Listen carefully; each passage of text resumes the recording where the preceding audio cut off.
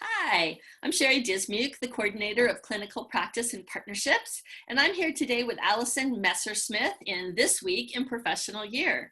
Alison is a teacher in the Boise School District, and she's going to present to us today about self-care. So Alison, how did you become interested in this topic? Yeah, thank you for having me, Sherry. Again, I teach second grade for the Boise School District, and a couple years ago, I just went through a time in my life where I was going through some health things and had some personal things going on in my family, and a couple years where my classroom students had a lot of needs. And I started to realize how much not taking care of myself and my own self-care was affecting my body and my mind, and how I was teaching to my students. So I just became really passionate about how we as educators can look at starting self-care practice as a way to avoid burnout and take care of ourselves better so we can serve our students and our communities.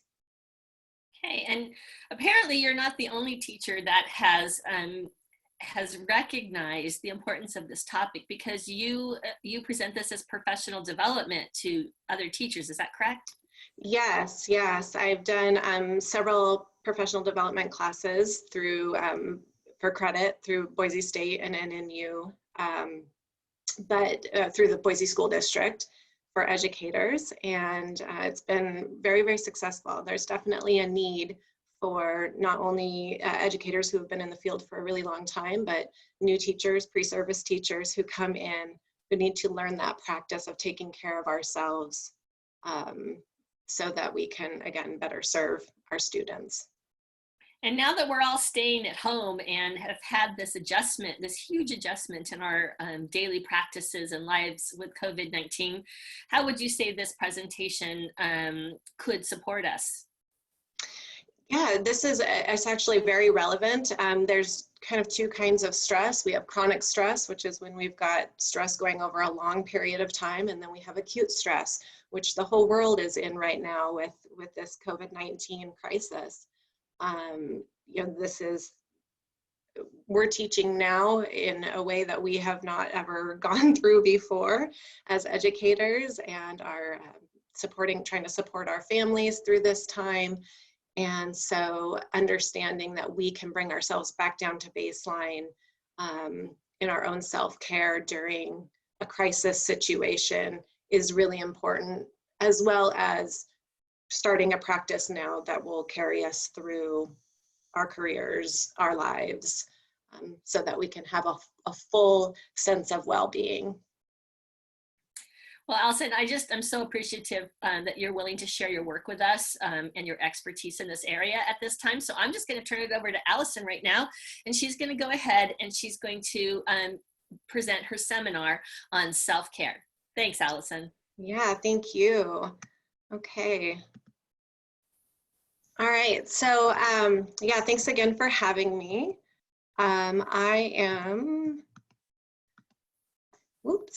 Okay. Starting out with just kind of understanding stress and kind of how it works.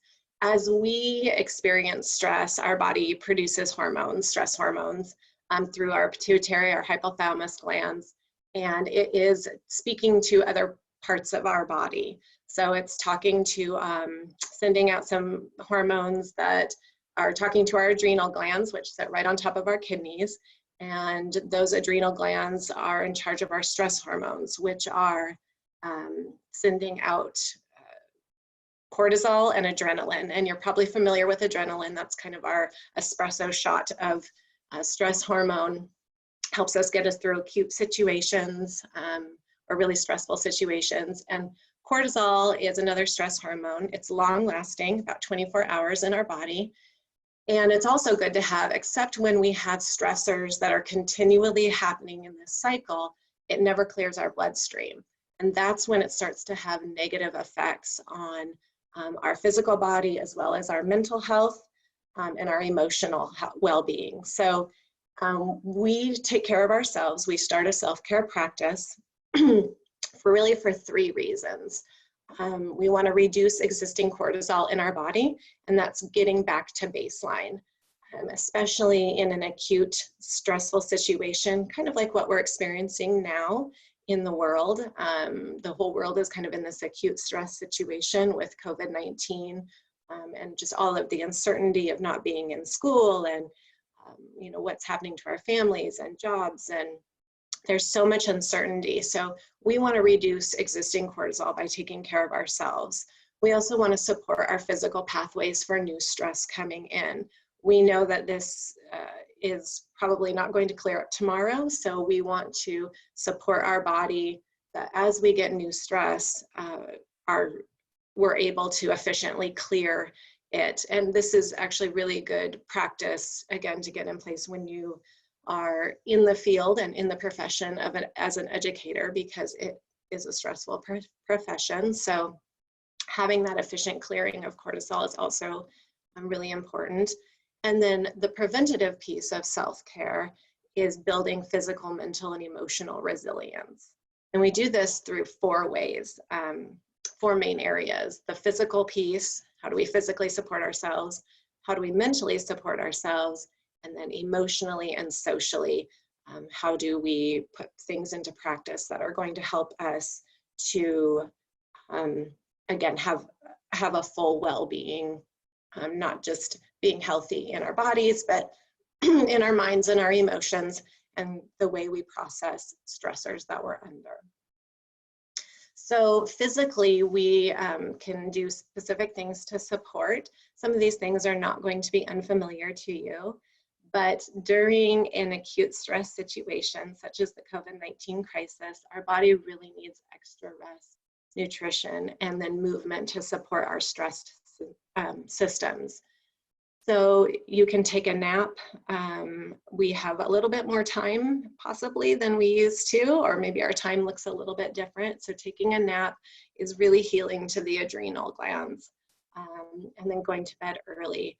Research tells us that if you create a buffer time before bed, so just a quiet time where you're avoiding news, electronics, you have very little input, it's a good time to listen to music, quiet music, maybe read a little bit, stretch, meditate. If we create this buffer of about 40 to 60 minutes before we go to bed to get our body ready for that rest and repair mode, you can reduce that stress hormone in your body by about 20%, which is significant.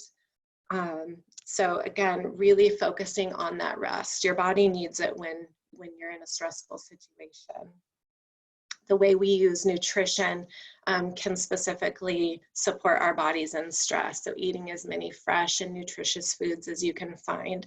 And these are, you know, all things you hear about a good diet. When you think about a good diet, eating fruits and vegetables and protein, and there are specific things that you can eat that will replace what our body gets depleted in during a stressful situation. So those dark leafy greens are rich in magnesium, and that helps calm our nervous system, helps with sleep. B vitamins get depleted really quickly in a stressful situation, and those B vitamins help regulate our stress hormones and our mood. So adding in those greens, those fruits, those vegetables. I've listed there on the slide some vegetables and fruits that are high in melatonin. And you hear some people take melatonin as a supplement to help with sleep, but we can actually get some of that naturally through some of these fruits and vegetables. Those lean proteins help with serotonin in our guts, which is a kind of that happy hormone that helps support our mental state. And then vitamin D and omega-3s help get rid of oxidative stress and boost our immune system. So fatty fish, egg yolks, you can get it through supplements, and definitely sunshine.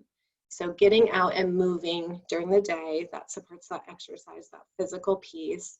You can exercise at home, you can YouTube a video, but getting out at least once a day and walking in as much sunlight as you can helps to boost that immune system, getting that vitamin D in, and regulate those mood hormones. So those are all things that you can do to support that physical piece. And again, not new things, but really bridging that gap between what I know is healthy for me and you know, understanding that this is what my body really needs right now to support itself. So maybe not reaching for the Ben and Jerry's, but reaching for an apple instead. So I'd rather reach for the Ben and Jerry's myself, but that's not going to help my body right now. We can support ourselves mentally, our mental state as well. So again, research tells us that breathing in deeply and exhaling longer than you breathe in for, getting all that stale air out of your lungs, and doing this several times a day can reduce those stress hormones in your body and reduce anxiety.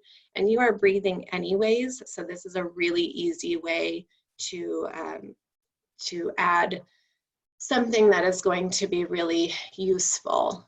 Just make it a little bit deeper. So if you're breathing in for a count of 4, you want to breathe out for a count of 7. And just doing this several times a day. And again, research says this can reduce that cortisol in our bodies up to about 20 to 25%. That we can use mindfulness or grounding exercises if you're feeling anxious to support that mental health. And that usually has to do with staying mindful in the present. So we're not in the future and we're not feeling in the past. We're just what is happening in my surroundings right now. And that's usually working with the senses. So one grounding exercise you can do is naming 5 things that you see, 4 things that you touch, 3 things that you hear, 2 things that you smell, and something that you taste. And that is bringing you back to present. We want to always ground ourselves so we're not too far in the future, or again, kind of what's happening in the past. We want to be in the present. You can also try blowing a visualization, like blowing a bubble.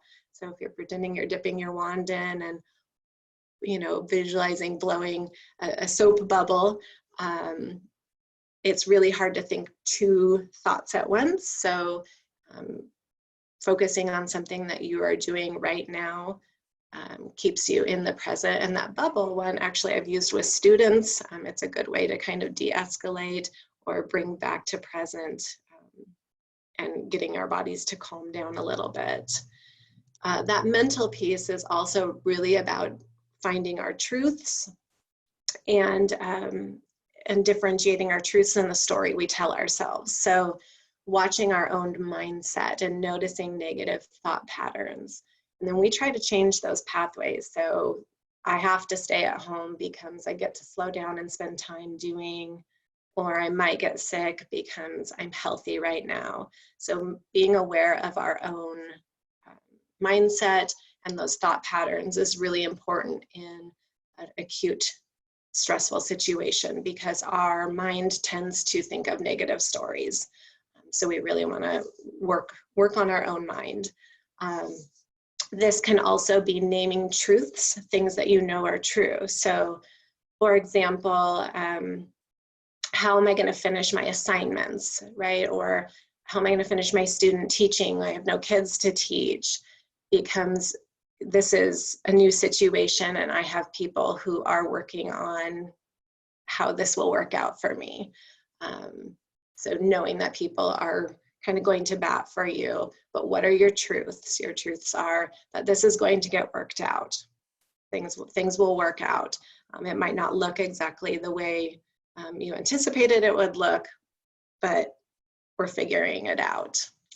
Another way to kind of keep track of your own mental thoughts are considering a digital or social media detox, or at least limiting what we're feeding our mind. And that's really what it's about, is what are we feeding our minds to keep our healthy mental status.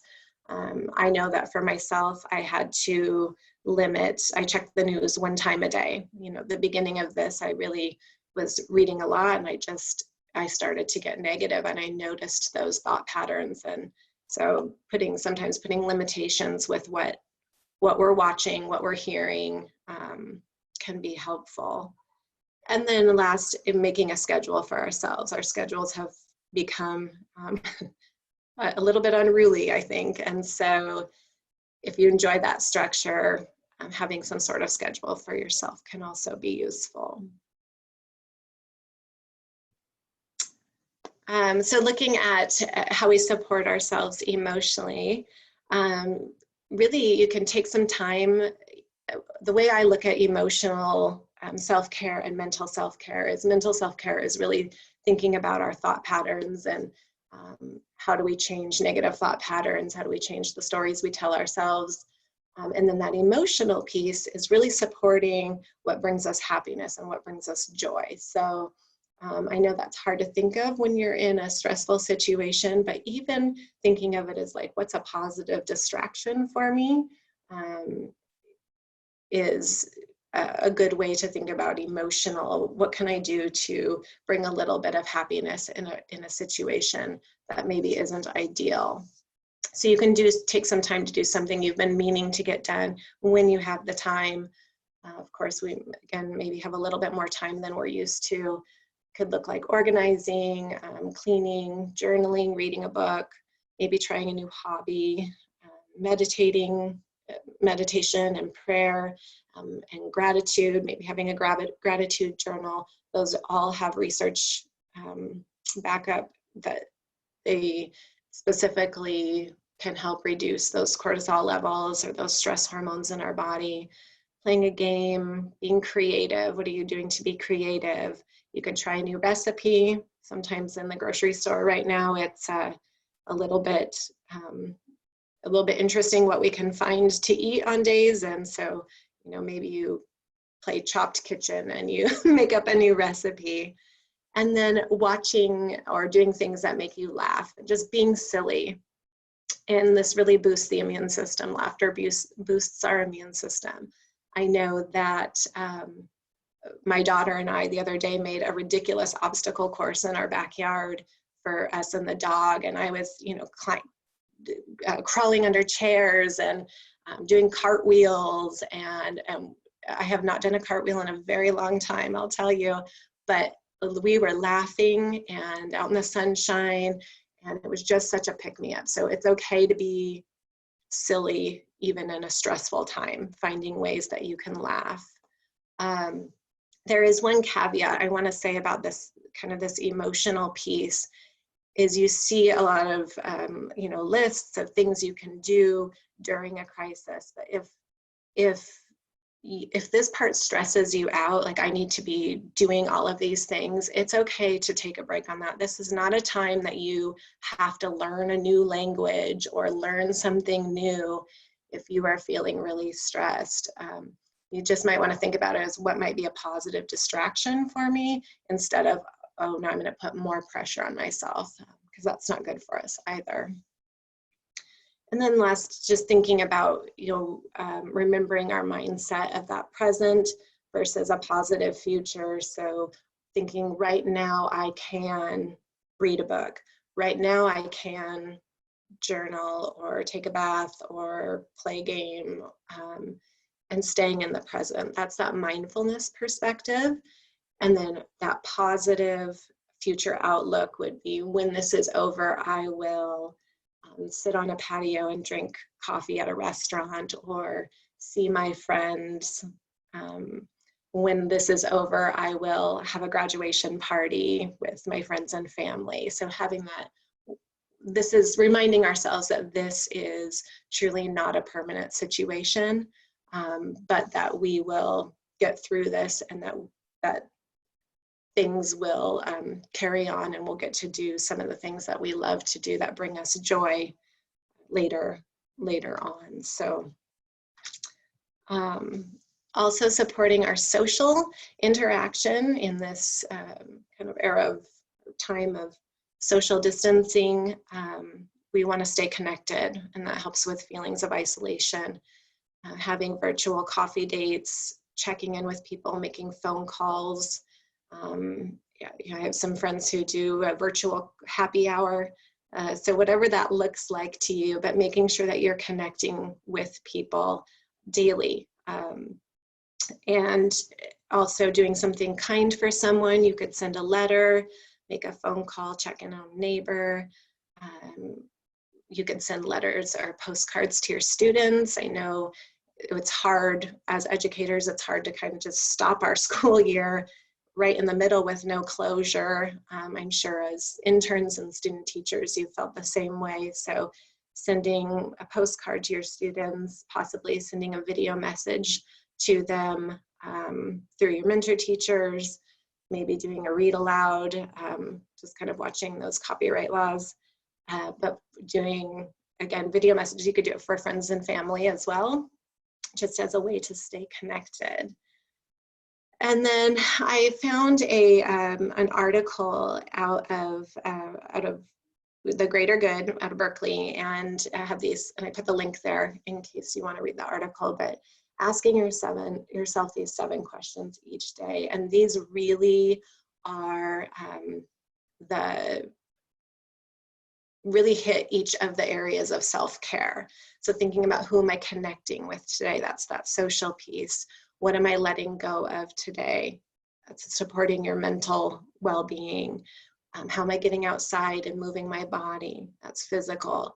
How am I expressing my creativity today? That's emotional. What type of self-care am I practicing, and what am I grateful for? We know gratitude, again, gratitude is a way that we can combat negative thoughts. So keeping up with either a gratitude journal, just naming out loud a couple things that you're grateful for each day can be really positive. And I actually keep these 7 questions on my refrigerator, and I go through them every single day just to keep that self-care practice going. So I think those are the main areas, and I did add a slide there for you with some resources that are specific to Boise State, as well as some other articles and things that I found that might have some ideas to be helpful for you. So.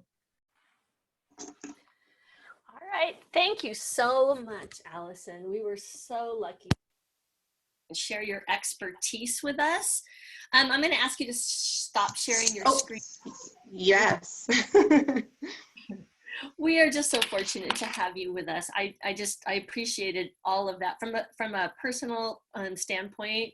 I was practicing along with you as you went through the slides, and already feel more relaxed, and have a vow to go on a bike ride this afternoon. So I know our professional year students and their mentor teachers and all of our university liaisons are going to benefit from your work. And hopefully we can get the word out even further, because what you have to say is so important for people's well-being right now. So thank you again. And just a reminder for our students and our faculty, if you are experiencing high levels of stress or anxiety, we do encourage you to contact that care line that you see, because that would offer extra support for you during this time. Okay, thank you, Sherry. I really appreciate it. And I wish everybody, stay safe, stay well. And just remember for all of us, just to give ourselves grace during this time. So.